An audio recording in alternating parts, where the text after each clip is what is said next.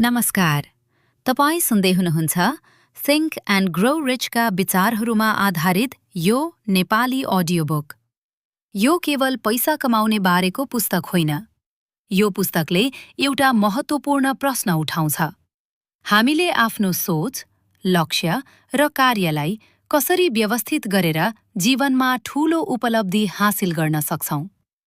यस यात्रामा हामी इच्छा, विश्वास, ज्ञान, कल्पना, योजना, निर्णय, दृढता र अन्य महत्त्वपूर्ण विचारहरूबारे बुझ्नेछौं। तर एउटा कुरा सम्झनुहोस्, केवल सुनेर वा पढेर सफलता प्राप्त हुँदैन। ज्ञान तब मात्र शक्तिशाली हुन्छ जब त्यसलाई व्यवहारमा प्रयोग गरिन्छ। त्यसैले यो अडियो बुक सुन्दा एउटा नोटबुक आफूसँग राख्नुहोस्। कुनै विचार तपाईलाई उपयोगी लाग्यो भने त्यसलाई लेख्नुहोस् र आफैलाई एउटा प्रश्न सोध्नुहोस्। म यो कुरा आफ्नो जीवनमा कसरी लागू गर्न सक्छु? अब सुरु गरौँ। अध्याय 1। इच्छा, उपलब्धिको सुरुवात। हरेक ठूलो उपलब्धिको सुरुवात एउटा विचारबाट हुन्छ।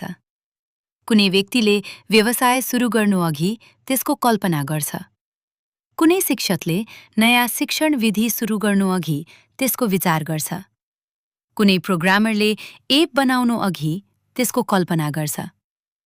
कुनै डाक्टरले नयाँ उपचार विधि विकास गर्नुअघि त्यसको सोच बनाउँछ।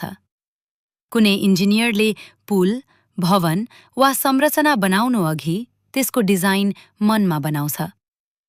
कुनै कलाकारले चित्र कोर्नु अघि त्यसको दृश्य कल्पना गर्छ। र कुनै विद्यार्थीले आफ्नो भविष्यको बारेमा सोच्नु अघि आफ्नो मनमा एउटा लक्ष्य बनाउँछ। तर एउटा साधारण विचार मात्र पर्याप्त हुँदैन। हामी सबैसँग धेरै इच्छाहरू हुन्छन्। कसैलाई राम्रो जागिर चाहिन्छ, कसैलाई व्यवसाय सुरु गर्न मन छ, कसैलाई धेरै पैसा कमाउन मन छ, कसैलाई विदेश जान मन छ, कसैलाई आफ्नै कम्पनी बनाउन मन छ। तर इच्छा र दृढ इच्छा बीच ठूलो अन्तर हुन्छ। साधारण इच्छा भन्छ, मलाई यो भए राम्रो हुन्थ्यो। दृढ इच्छा भन्छ, म यो हासिल गर्न चाहन्छु र त्यसका लागि आवश्यक काम गर्न तयार छु। यही अन्तर महत्त्वपूर्ण छ। उदाहरण, स्वास्थ्य र फिटनेस मानौ। तपाईँ आफ्नो स्वास्थ्य सुधार गर्न चाहनुहुन्छ। साधारण इच्छा यस्तो हुन्छ, म फिट हुन चाहन्छु। तर दृढ इच्छा यस्तो हुन्छ, म आगामी 3 महिनामा 8 किलो तौल घटाउनेछु। म हप्तामा 5 दिन व्यायाम गर्नेछु र जङ्क फुड कम गर्नेछु। अब यो केवल सोच होइन, योजना बनिसकेको छ। अर्को उदाहरण, शिक्षक वा शिक्षा क्षेत्र मानौ। तपाईँ शिक्षक हुनुहुन्छ।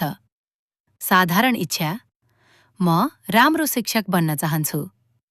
दृढ इच्छा, म आगामी 1 वर्षमा विद्यार्थीहरूको नतिजा सुधार गर्न नयाँ शिक्षण विधि प्रयोग गर्नेछु। प्रत्येक हप्ता कम्तीमा 2 नयाँ अभ्यास गतिविधि लागू गर्नेछु। अब तपाईको लक्ष्य स्पष्ट भयो। अर्को उदाहरण, व्यवसाय मानौ। तपाईँ सानो व्यवसाय सुरु गर्न चाहनुहुन्छ। साधारण इच्छा, म व्यापार गर्न चाहन्छु। दृढ इच्छा, म आगामी 6 महिनामा सानो अनलाइन व्यवसाय सुरु गर्नेछु। पहिलो 100 ग्राहक बनाउनेछु र प्रत्येक हप्ता बिक्री बढाउने रणनीति सुधार गर्नेछु। अब यो सपना होइन, योजना हो। अर्को उदाहरण, सरकारी सेवा, करियर। मानौ, तपाईँ सरकारी परीक्षा तयारी गर्दै हुनुहुन्छ। साधारण इच्छा, म सरकारी जागिर चाहन्छु। दृढ इच्छा, म दैनिक 4 घण्टा अध्ययन गर्नेछु। प्रत्येक हप्ता मक टेस्ट दिनेछु र 1 वर्षभित्र परीक्षा पास गर्ने लक्ष्य राख्नेछु। अब तपाईको लक्ष्य स्पष्ट र मापनयोग्य भयो। इच्छा किन महत्त्वपूर्ण छ? बलियो इच्छा तपाईको कारण बन्छ। जब सबै कुरा राम्रो भइरहेको हुन्छ, काम गर्न सजिलो हुन्छ। तर समस्या आएपछि कहिलेकाहीँ तपाईको कोड काम नगर्न सक्छ। कहिलेकाहीँ प्रोजेक्ट असफल हुन सक्छ। कहिलेकाहीँ व्यापारमा घाटा आउन सक्छ। कहिलेकाहीँ परीक्षा नतिजा राम्रो नआउन सक्छ। कहिलेकाहीँ तपाईँ थाक्न सक्नुहुन्छ। कहिलेकाहीँ तपाईलाई लाग्न सक्छ, सायद मैले यो काम छोडिदिनुपर्छ। त्यस समयमा स्पष्ट र अर्थपूर्ण लक्ष्यले तपाईलाई फेरि सम्झाउँछ, मैले यो काम किन सुरु गरेको थिएँ? यही कारणले दृढ इच्छा महत्त्वपूर्ण हुन्छ। अब तपाईको अभ्यास अब केही मिनेटका लागि आफ्नो बारेमा सोच्नुहोस्। एउटा महत्त्वपूर्ण लक्ष्य छान्नुहोस्। त्यसपछि यी 5 वाक्य पूरा गर्नुहोस्। मेरो मुख्य लक्ष्य हो। यहाँ आफ्नो लक्ष्य लेख्नुहोस्। म यो लक्ष्य हासिल गर्न चाहन्छु। मिति लेख्नुहोस्। यो लक्ष्य मेरो लागि महत्त्वपूर्ण हुनुको कारण लेख्नुहोस्। यो लक्ष्य हासिल गर्न म त्याग गर्न तयार छु। समय, पैसा, आराम, सामाजिक समय आदि। आज म चाल्ने पहिलो कदम हो। एउटा सानो, स्पष्ट काम लेख्नुहोस्। ध्यान दिनुहोस्, तपाईले अहिले सम्पूर्ण यात्रा जान्न आवश्यक छैन। तपाईलाई केवल पहिलो कदम थाहा हुनुपर्छ। आजको आत्मचिन्तन आफैलाई सोध्नुहोस्, म वास्तवमा के चाहन्छु? केवल अरूले चाहेको कुरा होइन, समाजले चाहेको कुरा होइन, अरू मानिससँग तुलना गरेर चाहेको कुरा पनि होइन।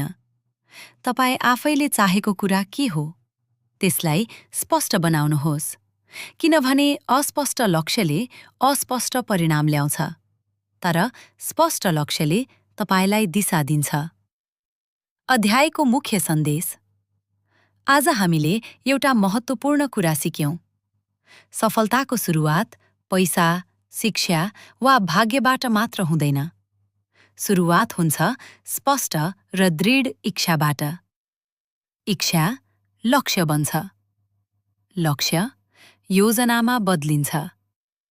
योजना कार्यमा बदलिन्छ र निरन्तर कार्यले परिणाम ल्याउन सक्छ। त्यसैले आज एउटा काम गर्नुहोस्। आफ्नो सबैभन्दा महत्त्वपूर्ण लक्ष्य लेख्नुहोस्।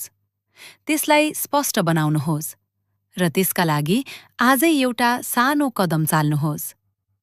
याद राख्नुहोस्, ठूलो परिवर्तन प्राय एउटा सानो कदमबाट सुरु हुन्छ। अब हामी अर्को अध्यायतर्फ अघि बढ्नेछौं। अर्को अध्यायमा हामी एउटा अर्को महत्त्वपूर्ण विषयबारे कुरा गर्नेछौं, विश्वास। आफ्नो लक्ष्य सम्भव छ भन्ने विश्वास कसरी विकास गर्ने? त्यसलाई हामी अर्को अध्यायमा बुझ्नेछौं। यहाँसम्म यो अडियो बुक सुन्नुभएकोमा तपाईलाई धेरै धेरै धन्यवाद। याद राख्नुहोस्, ज्ञान सुन्नु मात्र होइन, त्यसलाई जीवनमा लागू गर्नु नै वास्तविक परिवर्तन हो। यदि यो अडियो बुक तपाईलाई उपयोगी लाग्यो भने लाइक, शेयर र सब्स्क्राइब गर्न नबिर्सनुहोस्। यस्तै ज्ञानवर्धक अडियो बुक र जीवन बदल्ने विचारहरूका लागि हामीसँग जोडिरहनुहोस्। यो अडियो बुक इस्टलिङ्क क्लाउडको सहकार्यमा प्रस्तुत गरिएको हो। Supported by Eastlink cloud. अर्को अडियो बुकमा फेरि भेटौँला। त्यतिन्जेलसम्म सिकिरहनुहोस्, सोचिरहनुहोस् र अगाडि बढिरहनुहोस्। धन्यवाद।